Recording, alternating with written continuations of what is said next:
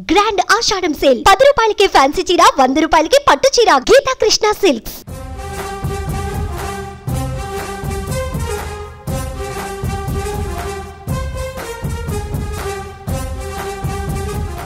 Welcome to India largest digital media network Suman TV. Alluri ఈ పేరు వింటేనే తెలుగు వాళ్లకు ఒక్కసారిగా 1000 ఏనుగుల బలం వస్తుంది. అమాయక గిరిజనుల కోసం, మన్యం ప్రజల కోసం తన ప్రాణాలు తృణప్రాయంగా అర్పించిన మహానుభావుడు అల్లూరి సీతారామరాజు.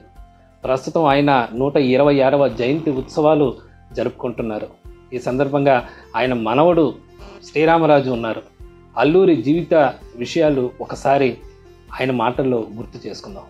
నమస్కారం శ్రీరామరాజు గారు. నమస్తే సార్.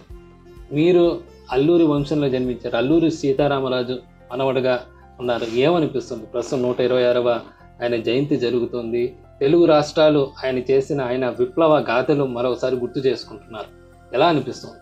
ఆయన ఫ్యామిలీలో పుట్టినందుకు చాలా గర్వంగా ఉందండి. కాకపోతే ఆయనకి సరైన గుర్తింపు వచ్చింది అంటూ కనుక అల్లూరి సీతారామరాజు గారి 125వ జయంతి, అది కూడా ఆధ్యాత్మిక అమృత మహోత్సవం సందర్భంగా 75 సంవత్సరాలు అవుతున్న ఇండిపెండెన్స్ వచ్చి 75 సంవత్సరాలు అయిన తరుణంలో స్టేట్ గవర్నమెంట్ ఏదైతే ఉందో మన నరేంద్ర మోడీ గారు తలబెట్టి ఒక ఫ్రీడమ్ ఫైటర్ కింద ఇది 1 ఇయర్ పాటు ఆయన బర్త్డే సెలబ్రేషన్ జరగడం వల్ల ఈ 2 రాష్ట్రాలకే పరిమితమైన అల్లూరి సీతారామరాజు గారు యావత్ భారతావనికి కూడా తెలియడం, ఆయన సరైన గుర్తింపు రావడం, ఆయన విగ్రహం మన భీమవరంలో ఆయన ప్రతిష్ఠించినప్పుడు నరేంద్ర మోడీ గారే వచ్చి ఈయనకి ఘన నివాళులు అర్పించి ఆయన 125వ జయంతి ఉత్సవాలని స్టార్ట్ చేయడం జరిగిందండి. అలాగే నిన్న జూలై 4వ తారీఖుని 126వ సంవత్సరంలో రావడంతో ముగింపు సభల కింద మన రాష్ట్రపతి ముర్ము గారు కూడా వచ్చి ఆయనకి నివాళులు అర్పించడం చాలా ఆనందంగా ఉంది. చెప్పండి, ఎక్కడ ఆయన అల్లూరి గారు ఎక్కడ పుట్టింది? ఆయన జన్మస్థలం? ఆయన పుట్టింది విశాఖ జిల్లా పాండ్రంగ్ మండలం, పాండ్రంగ్ గ్రామం. ఆయన స్వస్థలం వచ్చేసరికి భీమవరం దగ్గర మోగళ్ళండి.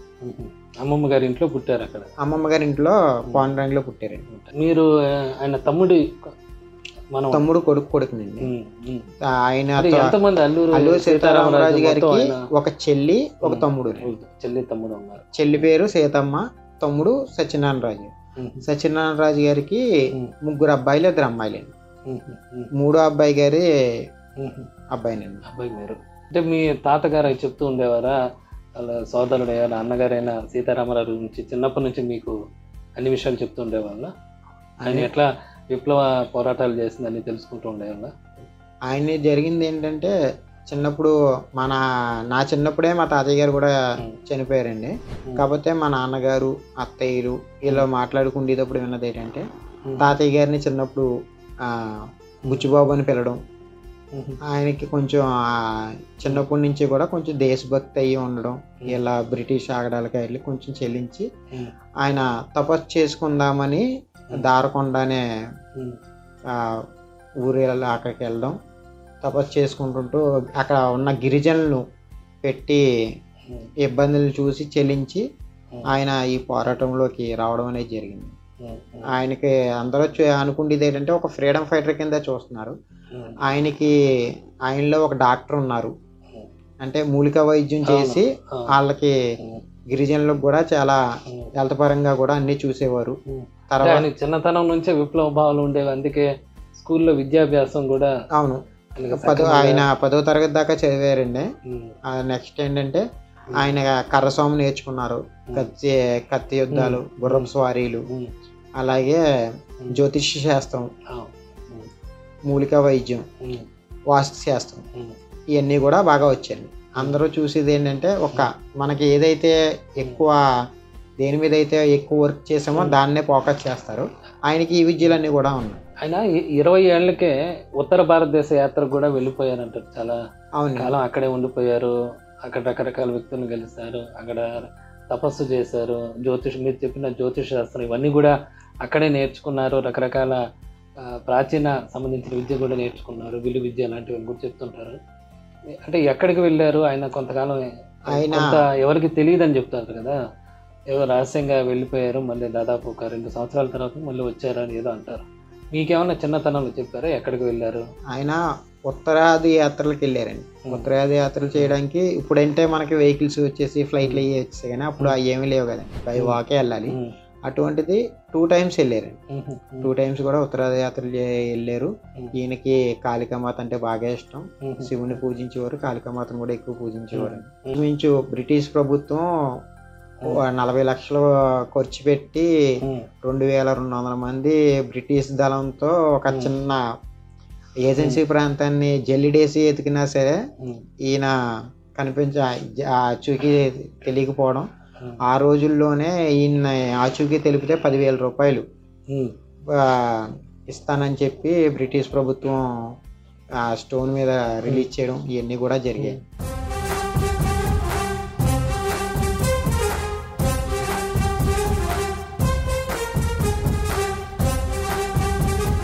ఇప్పుడు ఆయన ఉపనయనం 16 ఏళ్ళకే ఉపనయనం అయింది ఆయనకి.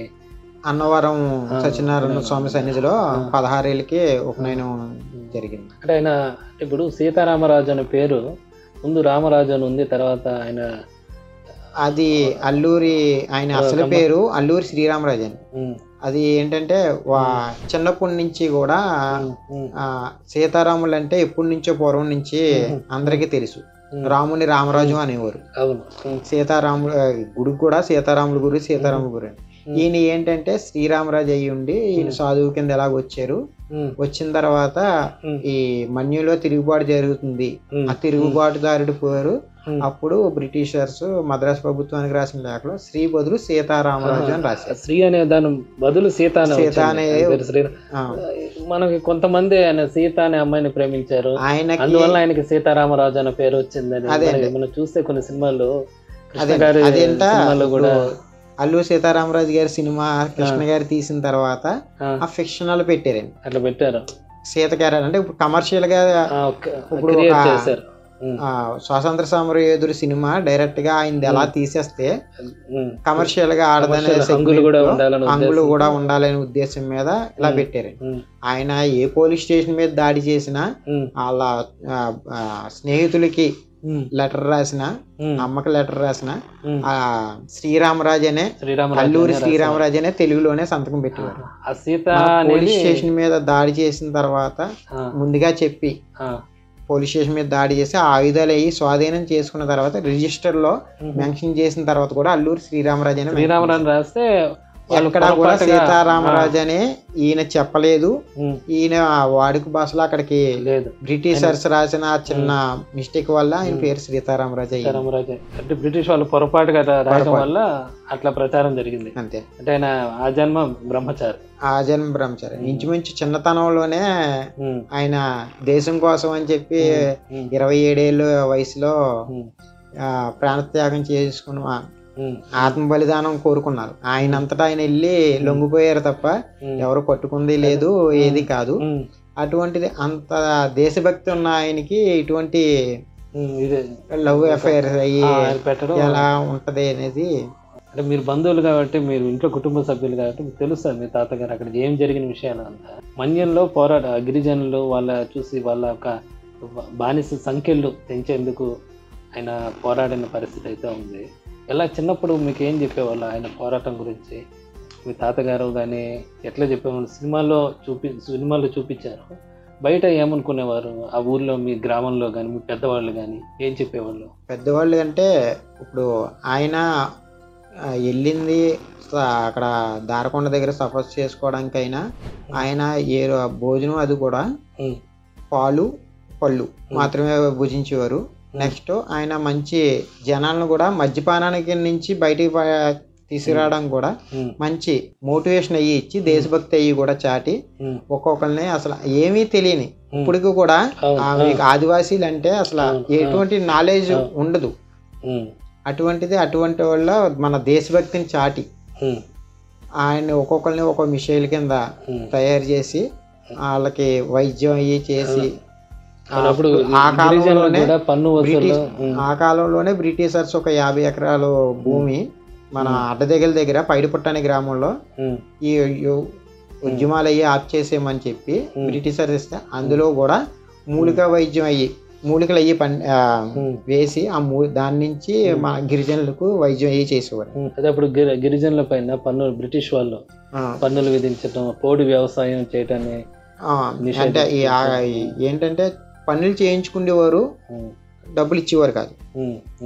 ఒకవేళ వీళ్ళు ఏమన్నా వెళ్ళి కట్టెలు కొట్టుకున్నా ఏది కొట్టుకున్నా ప్రతి దానికి కూడా నిరక్షరాస్యులు అమాయకులు ఏంటంటే ప్రతి దాని మీద పన్ను వేయడం, అలాగే ఆ ఆదివాసి గిరిజనుల యొక్క ఆడవాళ్ళ మీద అత్యాచారాలు అయ్యి చేయడం, ఇవన్నిటికి కూడా ఈయనకి చెల్లించి ఈయన వాళ్ళలో కూడా కొంచెం దేశభక్తిని చాటి ఎలా ఉండాలి ఏంటి అనేది చెప్పి వాళ్ళని దేశభక్తి చాటి దాదాపు 40 గ్రామాల దాకా ఈయన ఏం విషయం తెలుసుకోవాలన్నా ఈయన దగ్గరికి వచ్చారు, రామరాజు గారి దగ్గరికి వచ్చేవాళ్ళని చెప్పుకుంటారు అప్పుడు. అవునండి, అదే చెప్తున్నాను కదండి. ఈయన వైద్యం చేసేవారు, ఆ వైద్యం గురించి చాలా మంది వచ్చేవారు. నెక్స్ట్ మనిషిని చూసి జాతకం చెప్పేవారు. అదే వీళ్ళని గిరిజనులు చైతన్యపరుస్తున్నారనే కారణంతో బ్రిటిష్ వాళ్ళు మంచి మోటివేటర్ అండి, మోటివేషన్ కూడా చేసేవారు. ఇప్పుడు మామూలుగా మనం ఎవరో చెప్పినా సరే అసలు వినం, కాకపోతే వినిలా చెప్తే వింటాం. అలాగే ఆయన కూడా అసలు మీరు చేసి మీరేంటి, మీ అడవి మీ సొంతం, మీరు పన్నులు కట్టడం ఏంటి, మీరు వాళ్ళ దగ్గర బానిసలుగా పనిచేయడం ఏంటి, ఈ భరతమాత మనది, వాళ్ళు ఎక్కడి నుంచో బయట నుంచి వచ్చారు అని చెప్పి ఒక వాళ్ళలో దేశభక్తిని చూపించి అసలు వాళ్ళ గురించి వాళ్ళ ఏంటి అనేది బాగా తెలియజేసి తర్వాత మీరు తిరగబడండి, ఇలాగ ఉంటే ఇంక జీవితాంతం బానిసల కింద ఉంటారని చెప్పి వాళ్ళ ఒక తర్వాత 24-25 ఆయనకున్న వయసులో ఆయన ఇంకా విప్లవాలకు నేరుగా సాయుధ పోరాటం చేయాల్సిన పరిస్థితి వచ్చింది. పోరాటం చేసిందంటే కనుక 3 నుంచి 4 సంవత్సరాలు మాత్రమే. ఈ 3 నుంచి 4 సంవత్సరాలు మాత్రం పోరాటం చెప్పారు. అది కూడా గరిల్లా యుద్ధం, అంటే మన గరిల్లా యుద్ధం చేసిన ఏకైక భారతీయుడు. ముందుగా చెప్పి అంటే ఛత్రపతి శివాజీ గారు చేశారంటే అది బ్రిటిషర్స్ మీద చేయలేదండి. అక్కడ అప్పుడు రాజ్యాల గురించి ఇప్పుడు ఏంటంటే మిరపకాయ బాణంతో ముందుగా చెప్పి పలానా టైంలో పలానా పోలీస్ స్టేషన్ కి వస్తున్నాను, మీరు మీ బెటాలియన్ తో యుద్ధానికి సిద్ధంగా ఉండండి అని చెప్పి మరి వెళ్ళి అక్కడ ఆయుధాలు తీసుకుని మళ్ళీ అక్కడ ఉన్న పనిచేసి పోలీసుల వాళ్ళకి ఎటువంటి ఇబ్బంది లేకుండా బ్రిటిషర్స్ కి లిస్ట్ రాసి ఏమేమి స్వాధీనం చేసుకున్నామని చెప్పి రిజిస్టర్ లో ఆయన సంతకం చేసి మరి వెళ్ళి ఈయన వస్తున్నాను అంటేనే ఇంచుమించు ఆయుధాలు అయ్యి దాచుకుంటే స్టేజ్కి వెళ్ళిపోయారు. ఆ కాలంలో 2400 మంది ఇంచుమించు జల్లిడి వేసినా దొరకలేదంటే ఆయనకి రవి అస్తమించిన బ్రిటిష్ సామ్రాజ్యానికి ఇంచుమించి 2 సంవత్సరాలు అప్పట్లోనే చూపించారు. 10,000 రూపాయల బహుమతి 100 సంవత్సరాల క్రితం మనం అర్థం చేసుకోవాలి. 100 సంవత్సరాల క్రితం 10,000. అవును, ఈయన్ని ఆచూకీ తెలిస్తే కాకపోతే ఈయన్ని పట్టుకోవడానికి 40 లక్షలు ఖర్చు పెట్టి ఆ కాలంలో అంటే 100 సంవత్సరాల క్రితం అంత ఆ సామ్రాజ్యానికి అంత వెన్నులో వణుకు పుట్టించారు. మరి ప్రాణాలకు తెగించి ఆయన చేసిన పోరాటానికి అప్పుడు మనకి జాతీయ ఉద్యమం కూడా జరుగుతుంది. పెద్దగా అప్పుడు ఈయనను గుర్తింపు కానీ ఈయనకు సపోర్ట్ కానీ మిగతా వచ్చిన లేదంటారు, ఏం రాలేదంటారు. ఏది రాలేదండి. ఇది ఏంటంటే అప్పుడు బందిపోటు కింద ఉండేది. కొన్ని సంవత్సరాల తర్వాత ఆయన ఒక ఫ్రీడమ్ ఫైటర్ కింద గుర్తించారు. దేశ స్వతంత్రం కోసం యుద్ధం చేసిన ఆయన్ని బందిపోటు కింద ట్రీట్ చేసి తర్వాత ఫ్రీడమ్ ఫైటర్ కింద చేశారు. కాకపోతే ఏంటంటే అప్పుడు కూడా అధికారంగా ప్రకటించలేదు. ఓన్లీ మన తెలుగు రాష్ట్రాల్లోనే కొన్ని గ్రామాలకే తెలుసు. అల్లూరి సీతారామరాజు గారి సినిమా అప్పుడు ప్రధాన పేపర్లలో కూడా ఈయన గురించి ఈ విధంగా ఆయన తప్పుగానే రాసేవారు. అవునండి, అదే ఆయన పట్టుకోలేకపోవటం బ్రిటిష్ వాళ్ళ వైఫల్యంగా కూడా పేపర్లో రాసేవాళ్ళు అని చెప్పి చెప్పుకునేవారు. అవును, అది కృష్ణ గారు కూడా ఈ సినిమా తీయకపోతే ఈ 2 రాష్ట్రాల ప్రజలకి కూడా తెలుగు రాష్ట్రాల ప్రజలకు కూడా సరైన తెలీదు ఆయన తీయడం. అలాగే అప్పట్లో సుభాష్ చంద్రబోస్ ఆయన మాత్రం ఈయన యొక్క త్యాగాలని గుర్తు చేసి ఆయనను కొనియాడుతూ ఆయన యొక్క స్ఫూర్తిగా అందరూ ఉద్యమం చేయాలని చెప్పి రామరాజు గారిని ఉదాహరణగా చూపేవాళ్ళు, చూపించిన సందర్భం ఉంది. అంటే ఒక సుభాష్ చంద్రబోస్ మినహా పెద్దగా అంత పెద్ద నాయకుడు మినహా మిగతా వాళ్ళు పెద్దగా ఎవరు కూడా సపోర్ట్ చేయని పరిస్థితి అయితే ఉంది. అవునండి, అది సుభాష్ చంద్రబోస్ గారు వీళ్ళందరూ కూడా ఆదర్శంగా తీసుకుంటారు, చాలా మంది తీసుకునేవారు. అలాగే కొంతమందికి కూడా నచ్చేది కాదు. అయినా సరే ఈయన సాయుధ పోరాటంలో చేసి ఇంతలా చేశారు. అలాగే కృష్ణ గారు తీసిన సినిమా కూడా కొంచెం 2 రాష్ట్రాల ప్రజలకి తెలిసింది. మొన్న తీసిన RRR లో కూడా చిన్న నేమ్ యూజ్ చేశారు. ఆ నేమ్ వల్ల కూడా ఆ రామ్ చరణ్ గారు లాస్ట్ 5 minutes ఆ వేషాధారణలో కనిపించడం అది కూడా బాగా పాపులర్ అయింది. నెక్స్ట్ ఇప్పుడు మోడీ గారు ఈ కార్యక్రమం చేపట్టడం, ఎండింగ్కి ముగింపు సభలకి రాష్ట్రపతి గారు రావడం.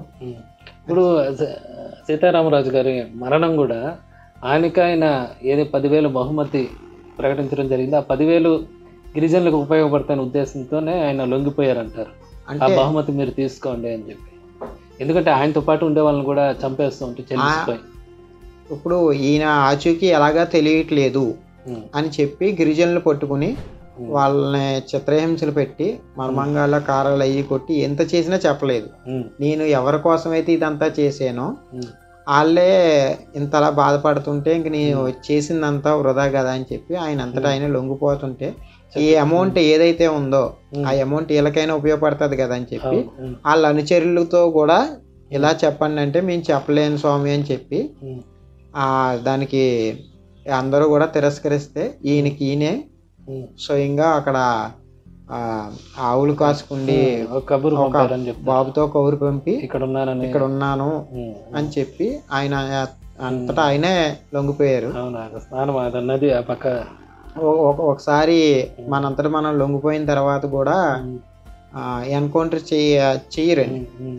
అటువంటిది ఆయన మళ్ళీ మిస్ అవుతే నదిలో ఏదో స్నానం చేస్తున్న కోనేరులో చేసే టైంలో తీసుకున్నారు. చెట్టుకి కట్టేసి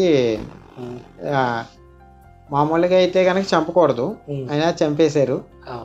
చెట్టుకి కట్టి ఈయన మళ్ళీ ఇప్పుడు మిస్ అవుతే మళ్ళీ అసలు ఇప్పుడు పట్టుకోవడానికి ఎంత టైం పట్టింది, మళ్ళీ ఇది ఇంకా చాలా తీవ్రం అయిపోద్ది అనే ఉద్దేశం మీద ఆయన చంపడం అనేది. అప్పుడు బ్రిటిష్ అధిక గుడాలు ఇంత స్ఫూర్తిగా ఉన్న సీతారామరాజు ఆ కుటుంబంలో మీరు జన్మించారు. మీ మొత్తం చెప్తే మిగతా మీ ఎంతమంది అండి? ఆయన తండ్రి గారికి రామరాజు గారు మీరు చెప్పినట్టు మీకు ఒక తమ్ముడు ఒక చెల్లి తమ్ముడు. మీరు తమ్ముడు, మీ ఫాదర్ పేరు? మా ఫాదర్ పేరు తిరుపతి రాజు గారు. సత్యనారాయణ రాజు గారికి 3 అబ్బాయిలు అని చెప్పాను కదా. ఆయన పెద్ద అబ్బాయి పేరు శ్రీరామరాజు, 2 ఆయన పేరు బుచ్చి వెంకటపతి రాజు, 3 ఆయన నాన్నగారు తిరుపతి రాజు గారు. ఎట్లా అనిపిస్తుంది మీ గ్రామంలో కానీ సీతారామరాజు? చాలా ప్రౌడ్ గా ఉంటదండి. అంటే మీకు బాధ్యత కూడా ఉంటది కదా. ఇప్పుడు ఏదైనా సకలం మీకు అంత ఆదర్శంగా ఉన్న వ్యక్తి మీరు మనవడిగా ఉన్నారు. అది మీకు ఆయనకి చెడ్డ పేరు రాకుండా మీ కుటుంబం ఉండాలి. ఆ బాధ్యత చిన్నప్పటి నుంచే చెప్తూ ఉండేవారు ఇంట్లో? అవునండి, అదే కారణం చేత కదండి ఇంచుమించు ఏ రోజు కూడా తాతయ్య గారి పేరు కూడా మెన్షన్ చేయలేదు. మొన్న 2018 దాకా కూడా అల్లూరి ఫ్యామిలీ అనేది ఒకటి ఉన్నదని కూడా ఎవరికి కూడా తెలియదు. అంటే మా జీవన విధానం చాలా మంది అసలు ఏమీ కూడా జాతీయ ఉద్యమంలో పార్టిసిపేట్ చేయని వాళ్ళు కూడా తాము స్వతంత్ర సమరయోధులు అని చెప్పి వాళ్ళ కుటుంబాల్లో వారసత్వ పరంగా రాజకీయ పదవులు అనుభవిస్తున్నారు. అలాగే రాజకీయ సంబంధించి పోటీ చేస్తున్నారు అంతా. మరి మీ కుటుంబానికి ఎందుకు రాజకీయాల్లోకి రావాలన్న ఆలోచన మీ తాతగారికి కానీ మీ తండ్రి గారికి కానీ ఎందుకని రాలేదు? అది దేశభక్తి వేరు, రాజకీయం వేరండి. అందులోనే ఇప్పుడు ఉన్న రాజకీయాలు అన్నీ చాలా దారుణంగా ఉన్నాయి. అంటే అన్నీ అని చెప్పను, చాలా మంది రాజకీయం అంటే జనాల్లో ఒక నెగిటివ్ థాట్ ఉంది. ఇది మనకి వచ్చిన దేశభక్తి ఉండాలి కానీ అది రాజకీయంలోకి తీసుకురాకూడదు. ఆయన ఒక గ్రేట్ ఫ్రీడమ్ ఫైటర్. అంటే ఎన్ని ఇంకొక 126 సంవత్సరాలు గడిచిన 126 జనరేషన్లు గడిచిన ఆయన దేశభక్తిని స్ఫూర్తిగా తీసుకోవాలి. అంతే తప్ప దాన్ని రాజకీయం చేసి ఫలానా సీతారామరాజు గారి ఫ్యామిలీ రాజకీయంలో ఇలాగ చేస్తున్నారు అనే ఆయన పేరుని పెంచకపోయినా పర్లేదు, ఆయన పేరుని తగ్గించి పని మాత్రం చెయ్యకూడదనే దాని మీద పేరు చెప్పి ఓట్లు అడగాలనే ఆలోచన రాల. ఓట్లు అడగడం అని కాదండి, ఇప్పుడు వెనకాల ప్రతి దానికి తిట్టి వాళ్ళు ఉంటారు, పొడి వాళ్ళు ఉంటారు. ఆయన పేరుని కొంచెం మనం ఆయన స్టేజ్కి మనం ఎవరో వెళ్ళలేం, అలాగని చెప్పి ఆయన పేరుని తగ్గించకూడదు. ఆయన పేరుని అలా నిలబెడితే చాలు, మన వల్ల పాడవకూడదు. మనం ఏదైనా చిన్న తప్పు చేసినా పలానా సీతారామరాజు గారు వాళ్ళ కుటుంబ సభ్యులు ఇలా చేస్తున్నారు అని నేమ్ అనేది ఆయనకి పాడవకూడదనే అసలు ఆలోచన కూడా చేయలేదు.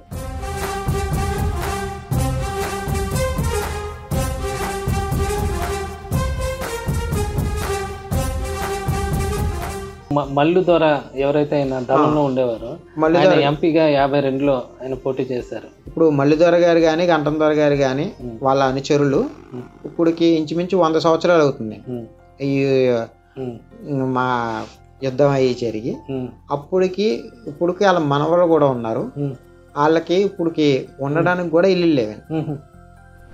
అది ఇప్పుడు కేంద్ర ప్రభుత్వం అది ఆధ్యాత్మిక అమృత మహోత్సవం సందర్భంగా అల్లూరి జయంతిని 125వ జయంతి అధికారంగా ప్రకటిస్తూ ఆయన తిరిగిన ప్రతి ప్రాంతం కూడా ఆయన తిరిగిన దగ్గర ఉన్న అనుచరులందరినీ కూడా గ్యాదర్ చేస్తూ అన్ని డెవలప్ చేసుకుంటూ ఇక్కడ మన భీమవరం విగ్రహం ఆయన పుట్టిన గడ్డగా ఆయన స్వస్థలం కాబట్టి భీమవరంలో విగ్రహం పెట్టి, అలాగే మన లంబసింగి దగ్గర 23 ఎకరాలు రాష్ట్ర ప్రభుత్వం ఇవ్వడంతో కేంద్ర ప్రభుత్వం అందులో అల్లూరి సీతారామరాజు గారి మ్యూజియం కట్టడం, అలాగే ఆయన తిరిగిన మంప, రాజేంద్రపాలెం, కృష్ణదేవిపేట ఇవన్నీ కూడా పాండురంగుతో సహా అన్నీ ఒకటి డెవలప్ చేసుకుంటూ వచ్చి ఆ ఆదివాసులకు కూడా అక్కడ ఉండడానికి ఇల్లు కూడా నిర్మించడం జరుగుతుంది. అంటే ఒకటి చేసుకుంటూ వస్తున్నారు. అదే ఇప్పుడు నేను చాలా హ్యాపీగా ఫీల్ అయ్యేది సరైన గౌరవం ఆయనకి. ఇంచుమించు ఈ 100 సంవత్సరాలు ఆయన చనిపోయి 98 సంవత్సరాలు అవుతుంది. ఈ 98 సంవత్సరాలు అంటే యుద్ధం చేసి 2 ఈ 100 సంవత్సరాల్లో సరైన గుర్తింపు రాలేదు. ఇప్పుడు ఈ 1 ఇయర్లోనే ఈ తిరిగిన ప్లేస్లు అన్నిటిని కూడా టూరిజం శాఖ కింద చేయడం చాలా సంతోషంగా ఉందండి. జిల్లాకు కూడా ఆయన ఏదైతే తిరిగారో ఇంచుమించు మన అరకు దగ్గర నుంచి రంపచోడవరం దాకా అల్లూరి సీతారామరాజు గారు జిల్లా కింద చేయడం కూడా చాలా హ్యాపీగా ఉంది. ఆయన తిరిగిన పోరాటం చేసిందంతా ఏజెన్సీ ప్రాంతం, అది ఆ ప్రాంతానికి ఇప్పుడు కొత్తగా మన రాష్ట్రం ఏర్పడడం, అందులో జిల్లాలో డివైడ్ చేయడంతో తాతయ్య గారి పేరుతో జిల్లా పెట్టడం అనేది చాలా హ్యాపీ. ఇప్పుడు ఏజెన్సీకి సంబంధించి ఆయన ఎంతో పోరాడారు, ఆయన కోసం ప్రాణం కూడా త్యాగం చేశారు. ఇప్పటికే ఏజెన్సీలో జనం కష్టాలు చూస్తుంటే కొంత ఏదైనా ఆసుపత్రికి వెళ్ళాలన్నా, గర్భవతులు వెళ్ళాలన్నా డోలీలు మోసుకుంటూ లేదా నడిచి వెళ్ళాల్సిన దుస్థితి ఉంది. ఏమనిపిస్తుంది అలాంటివన్నీ చూసినప్పుడు ఒక అల్లూరి వారసుడిగా? ఇప్పటికి చాలా డెవలప్ అయ్యిందండి. ఇంకా అటువంటివి చూస్తుంటే ఇంకా మన ప్రభుత్వాలు ఇంకా కొంచెం త్వరగా స్పందించి అటువంటి దిక్కున వసతులు ఇవన్నీ కూడా చూడాలని అనిపిస్తుంది. ఇప్పటికైతే కనుక మ్యాక్సిమం అవి చాలా వరకు డెవలప్ చేసుకుంటూ వస్తుంది. అది ఇప్పుడు కూడా అక్కడక్కడ ఆదివాసులు అక్కడ ఇంకా కష్టాలు ఏమన్నా ఎప్పుడైనా వింటే కనుక కొంచెం కొన్ని ఘటనలు కూడా వెలుగు చూస్తూ ఉంటాయి, కొంచెం బాధగా ఉంటుంది. ఇప్పుడు మీ తాతగారి పైన సినిమాలు వచ్చి కృష్ణ గారు అల్లూరి సీతారామరాజు అనే పెద్ద అప్పుడు సెన్సేషనల్ సినిమాది. ఆ తర్వాత కూడా ఎన్టీ రామారావు గారు కూడా ఒక పాటలో అల్లూరి వేషాన్ని వేయటం. ముందు అసలు ఆయనే సినిమా చేయాలనుకున్నారంట అల్లూరి సీతారామరాజు క్యారెక్టర్తో, తర్వాత కృష్ణ గారు చేశారు. చూసారు ఈ మధ్య RRRలో అల్లూరి సీతారామరాజును ఇన్స్పిరేషన్తో కూడా పాత్ర ఒకటి సృష్టించడం జరిగింది, రామచంద్ర గారు చేశారు. ఏమనిపిస్తుంది ఈ సినిమాలో చూసాక? ఈ సినిమాలో అంటే ఆయన గురించి అందరికీ తెలియడం చాలా బాగుందండి. ఆయనకి ఒక జాతికో ఒక ప్రాంతానికో ఒక వర్గానికో చెందిన వ్యక్తి కాదండి.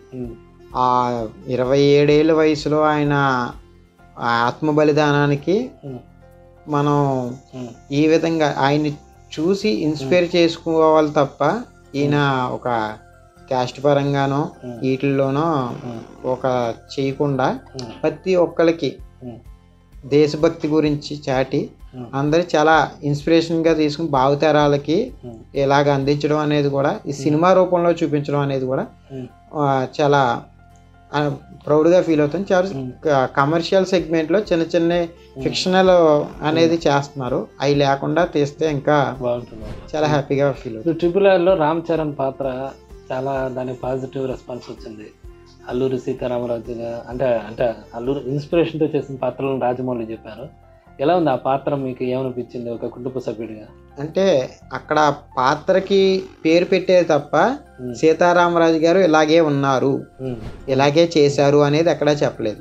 కాకపోతే అందరికీ ఏమనుకున్నారంటే అల్లూరి సీతారామరాజు గారు వేషాధారణ అనేది లాస్ట్లో ఆ 5 minutes వేయడం వల్ల ఓకే అల్లూరి సీతారామరాజు ఇలా ఉండేవారు అని అనుకున్నారు తప్ప ఈయన అల్లూరి సీతారామరాజు గారు స్టార్టింగ్ ఇంటర్వ్యూలోనే చెప్పారు, ఒకవేళ కలిసి ఉంటే కొమరం భీం అల్లూరి సీతారామరాజు ఒకవేళ ఈ 2 years కనిపించలేదు కదా, ఆ 2 yearsలో ఒకవేళ కలిసి ఉంటే ఎలా ఉండేది అనేది చిన్న ఊహా చిత్రం కింద నేను అనుకున్నాను తప్ప ఇది ఒరిజినల్ నిజం కాదు అనే చెప్పారు.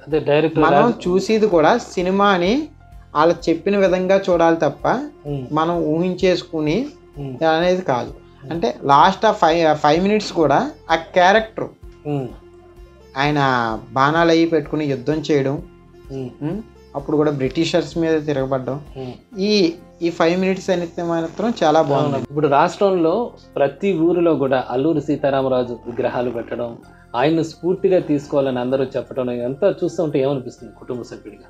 నేను చాలా హ్యాపీగా ఫీల్ అవుతున్నాను. అంటే ఆయన గురించి మొత్తం ప్రతి ఇంట్లోనే తెలియాలి, ప్రతి పాఠ్యాంశంలోనే ఆయన స్టోరీ తెలియాలని కోరుకుంటాను. అదే కార్యక్రమంలో నిమిత్తం విజయపురం మన నగరి నియోజకవర్గంలోకి వస్తుంది. మన మినిస్టర్ రోజా గారు కూడా ఇన్వైట్ చేస్తే ఈరోజు నేను తిరుపతి రావడం జరిగింది. అలాగే అక్కడ విజయపురం అనే గ్రామంలో తాతయ్య గారి విగ్రహం నా చేతుల మీదుగా ఆవిష్కరించడం కూడా నాకు చాలా హ్యాపీగా ఉంది. అల్లూరి మనవడు శ్రీరామరాజు గారు సీతారామరాజు గారి గురించి చెప్పిన విషయాలు, తమ తాతగారి స్ఫూర్తితోనే తమ కుటుంబ సభ్యులు ముందుకు వెళ్తున్నామని చెప్తున్నారు. ఇది అల్లూరి సీతారామరాజు 126వ జయంతి ఉత్సవాలు జరుగుతున్న సందర్భంగా స్ఫూర్తిదాయకమైన ఆయన జీవితం సంబంధించి విశేషాలు. కెమెరామెన్ రాజేష్తో వర్మ, సుమన్ టీవీ, తిరుపతి.